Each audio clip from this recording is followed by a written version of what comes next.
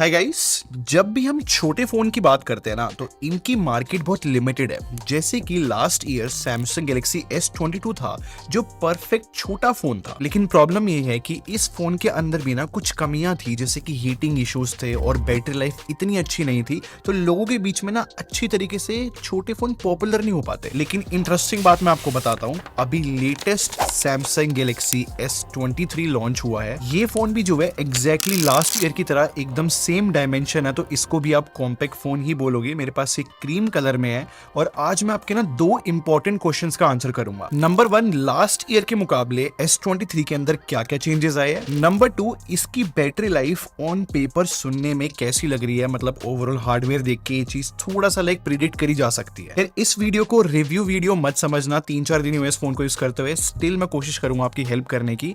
Start करने से पहले बता दूं, मेरा नाम है संचित, चैनल का नाम है टेक बार। मैं आपका टेक खरीदने का एक्सपीरियंस बेटर करना चाहता हूं, तो सब्सक्राइब बटन पे क्लिक कर लो, साथ में बेल आइकन जरूर प्रेस कर लेना। अगर मैं S23 के डिजाइन के बारे में बात करूं ना, तो जो भी गुडनेस होती है ना एक छोटे फोन की, वो ही फोन लेकर आता है। इसका साइज सच में इतना छोटा है कि आपको पॉकेट में ज्यादा स्पेस नहीं लेगा। अगर आप लॉन्ग ड्यूरेशन के लिए चैट करोगे तो ऑब्वियसली छोटे फोन बहुत कंफर्टेबल रहते हैं, क्योंकि ज्यादा हैवी नहीं होते। वैसे गाइज, मैं S22 और S23 को ना साइड बाय साइड रख के देख रहा था। ज्यादातर लोगों ने ये चीज बताई है कि कैमरा मॉड्यूल में एक डिफरेंस है, लेकिन मैंने एक बहुत इंटरेस्टिंग चीज नोटिस करी कि अगर मैं नीचे वाली साइड दिखाऊं फोन के, तो S22 के अंदर एक माइक है और S23 के अंदर हमें दो माइक मिलते हैं। इनफैक्ट दोनों फोन की राइट साइड देखो, S23 के अंदर एक प्रैक्टिकल चेंज ये है कि वॉल्यूम बटन और पावर बटन थोड़े से ऊपर कर दिए। इनफैक्ट मैंने भी नोटिस किया कि S23 के बटन ना ज्यादा रीचेबल हो गए ऊपर होने की वजह से। इनफैक्ट लास्ट ईयर के मुकाबले S23 जो है थोड़े से बेटर स्पीकर लेकर आता है, बहुत माइनर इंप्रूवमेंट है, बिग मत समझना, बेस थोड़ा सा बेटर हुआ है। बाकी दोनों फोन जो है IP68 रेटिंग तो लेकर आते हैं, बट मैंने एक चेंज फील किया कि S23 का फिंगरप्रिंट स्कैनर थोड़ा सा फास्ट लग रहा है। चलो अब मैं आपको बताता हूँ ऑन पेपर स्पेक्स और रियल लाइफ में क्या डिफरेंस होता है। अब मैं S22 और S23 के ना आपको स्पेक्स बताऊंगा डिस्प्ले की। 6.1 इंच की डिस्प्ले है, डायनेमिक एमोलेड 2x 120 हर्ट्ज का रिफ्रेश रेट है। इनफैक्ट दोनों फोन के बेजल्स भी जो है बहुत कंसिस्टेंट और एकदम सेम दिखती है डिस्प्ले। इनकी स्पेक्स देख के कोई भी बोलेगा कि सेम डिस्प्ले है, लेकिन डिफरेंसेस है। सबसे बड़ा चेंज तो ब्राइटनेस के अंदर ही है। S23 जो है अब 1750 निट्स तक जा सकती है, जो कि ह्यूज डील है। और जब मैं इस फोन को यूज कर रहा था ना, मुझे बहुत हेल्पफुल लगा था कि बहुत डिम चली जाती है ब्राइटनेस, डार्क में कभी कभी हेल्प करता है। एक और बात, मैंने दोनों फोन को साइड बाय साइड रखा, इनके अंदर वीडियोस चलाई अलग अलग, और मैंने नोटिस किया S23 की डिस्प्ले ना हल्की सी कलर एक्यूरेसी के अंदर भी इंप्रूव हुई है। एक स्ट्रेट फॉरवर्ड आपको ट्रुथ बताता हूँ S20 सीरीज के बारे में। स्नैपड्रैगन 8 Gen 2 प्रोसेसर इन्होंने यूज किया है सैमसंग ने, और इसकी वजह से एफिशिएंसी भी इंप्रूव हुई है, हीटिंग भी, इनफैक्ट परफॉर्मेंस भी इंप्रूव हुई है। और इसी नोट पे अगर मैं बैटरी डिपार्टमेंट की बात करूँ S23 की, तो यहाँ पर कैपेसिटी बढ़ाई है, अब 3900 mAh की बैटरी मिलती है। वैसे रिवर्स वायरलेस चार्जिंग भी है और वायरलेस चार्जिंग भी ये सपोर्ट करता है, लेकिन ये फोन जो है मैक्सिमम 25 वॉट पे ही चार्ज होगा, तो ये एक डिसअपॉइंटमेंट है यार, फॉर श्योर। देखो टेक्निकली ये चीज मैं समझता हूँ कि छोटे फोन की ना लिमिटेशन होती है कि ज्यादा वोट पे चार्ज करोगे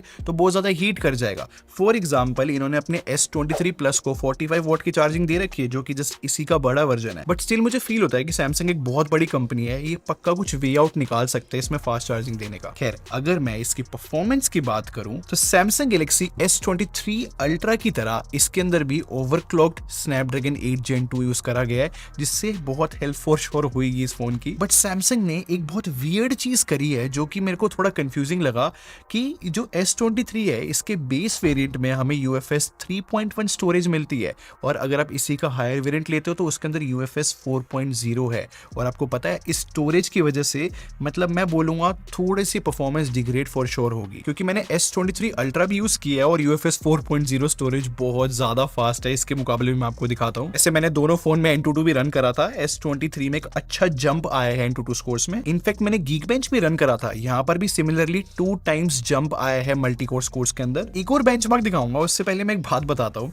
छोटे फोन पे अगर आप स्ट्रेस डालते हो ना, तो ये कहीं ना तो कहीं थोड़ा इशू क्रिएट करते ही करते हैं। मुझे अभी भी याद है S22 जो है 49% स्टेबिलिटी के रिजल्ट्स लेकर आता था, लेकिन जो S23 है ना वो 57.9% की स्टेबिलिटी लेकर आ रहा है। तो नो डाउट इंप्रूवमेंट है, लेकिन पता है क्या, इस प्राइस पॉइंट पे मुझे ऐसा फील होता है कि इससे बेटर स्टेबिलिटी मिल जाती है, और यहीं पे कॉम्प्रोमाइजेस थोड़े बहुत आपको करने पड़ते हैं एक छोटे फोन के लिए। बट गाइस, स्टिल मैं बोलूंगा S23 जो है मच बेटर ही फील हो रहा है ओवरऑल परफॉर्मेंस के अंदर, क्योंकि जब मैंने CPU थ्रॉटलिंग भी रन करा था ना, तो एनी डे S23 का ग्राफ मच बेटर बेटर ही आया है। वैसे S23 की गेमिंग की अगर मैं बात करूं तो मैंने कॉल ऑफ ड्यूटी भी इंस्टॉल करा है और लो अल्ट्रा सेटिंग्स मिल जाती है, और एपिक्स लेजेंड की बात करूं तो एक्सट्रीम HD अल्ट्रा या फिर ओरिजिनल नॉर्मल सेटिंग्स मिल जाती है। वैसे एक बात बताता हूं, मुझे आइडिया लग चुका है कि इसकी परफॉर्मेंस कैसी है एग्जैक्टली में, और हीटिंग इंप्रूव हुई या फिर नहीं, बट स्टिल है ना, मैं थोड़ा सा होल्ड बैक करूंगा थोड़ा सा, और मुझे टाइम दो, फिर मैं एग्जैक्टली आप लोग को बताऊंगा रिव्यू वीडियो के अंदर कि कितनी इंप्रूवमेंट है हीटिंग वगैरह के अंदर। सॉफ्टवेयर की बात करूं ना तो मैं एक सिंपल सी बिल्कुल क्लियर बात बोलना चाहूंगा, जो S23 सीरीज के फोन आए ना, इनमें One UI 5.1 है, एंड्रॉइड 13 पे बेस्ड है,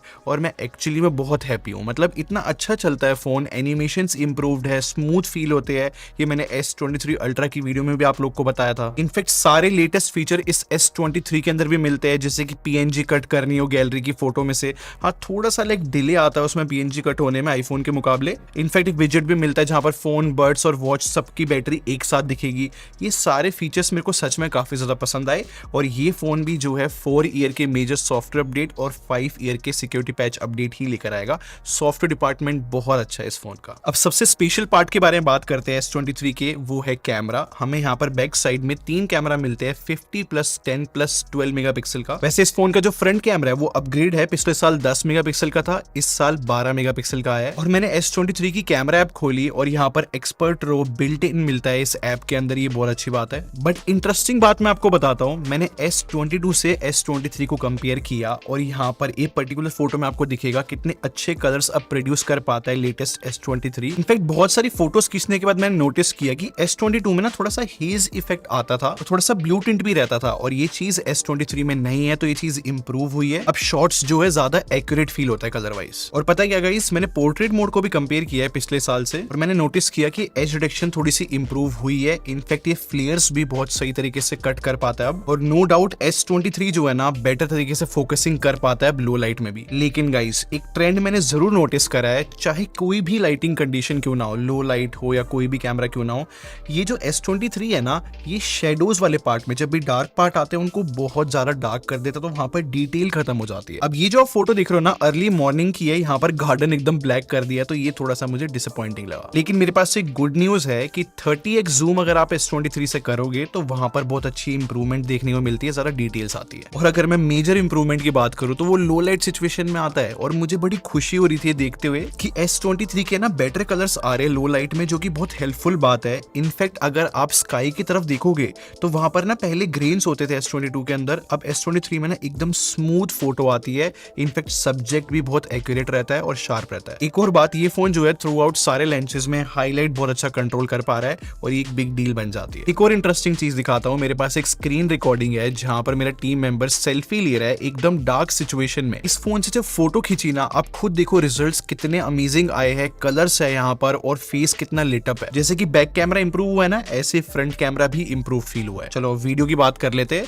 ये फोन भी जो है 8K 30 FPS रिकॉर्ड कर पा रहा है। मेरे को ना वीडियो की एक बात याद आई, S22 जब मैंने पिछले साल यूज किया था ना, हीटिंग की वजह से ये फोन जो है 4K रिकॉर्डिंग में थोड़ी बहुत जिटर्स दिखा रहा था। तो सेम टेस्टिंग मैंने इस S23 में भी करी है, और मुझे वीडियो तो इंप्रूव फील हुई, लेकिन यहाँ पर कोई जिटर्स वगैरह नहीं दिख रहे, तो लाइक छोटे फॉर्म फैक्टर में हैंडल अभी तक कर पा रहा है। बट स्टिल मुझे थोड़ा सा और टाइम दो, फिर मैं टू द पॉइंट बता पाऊंगा। एक और बात, S23 में ना अल्ट्रा स्टेडी मोड जो है इंप्रूव करा है, बट मैंने इसमें पता है क्या नोटिस करा, अगर मैं चलते हुए अल्ट्रा स्टेडी आपको दिखाऊं तो आपको नॉइज दिखेगी S23 के अंदर। बट मैंने नोटिस करा जैसे ही भागते हुए वीडियो रिकॉर्ड करी अल्ट्रा स्टेडी मोड से, तो वो जो है S23 की बेटर है, ज्यादा यूजेबल है S22 के मुकाबले। तो मैं यहाँ से ये कंक्लूड कर सकता हूँ कि अल्ट्रा स्टेडी मोड लो लाइट में तो बहुत ग्रेन्स लेकर आएगा, बट इन जनरल बहुत सही चीज है। कैमरे के बारे में सिंपल सी बात मैं बोलूंगा, मुझे सॉफ्टवेयर अपडेट का वेट है S23 के, तब मैं आपको बेटर तरीके से बता पाऊंगा कि एक्चुअली में और क्या क्या इंप्रूव हुआ है। ठीक है, एकदम क्लियर वर्ड्स में मैं आप लोग को बताता हूँ S23 मुझे कैसा लगा। उससे पहले आपको एक कॉन्टेक्स्ट समझना पड़ेगा।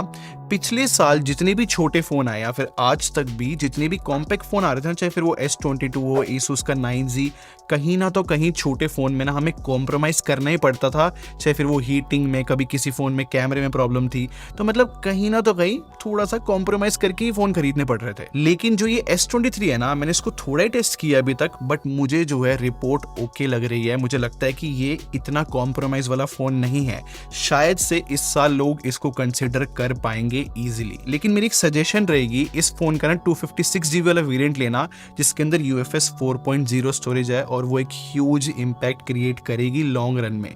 अगर हो सके तो भाई वो वाला वेरिएंट ही खरीदना, क्योंकि यार उसमें 13,000 रुपये के करीब डिस्काउंट भी चल रहा है, तो लाइक मेरे हिसाब से सही प्राइस पे मिल सकता है, बट आप अपने अकॉर्डिंगली देख सकते हो। मुझे लगा कि ये इन्फॉर्मेशन शेयर करनी चाहिए।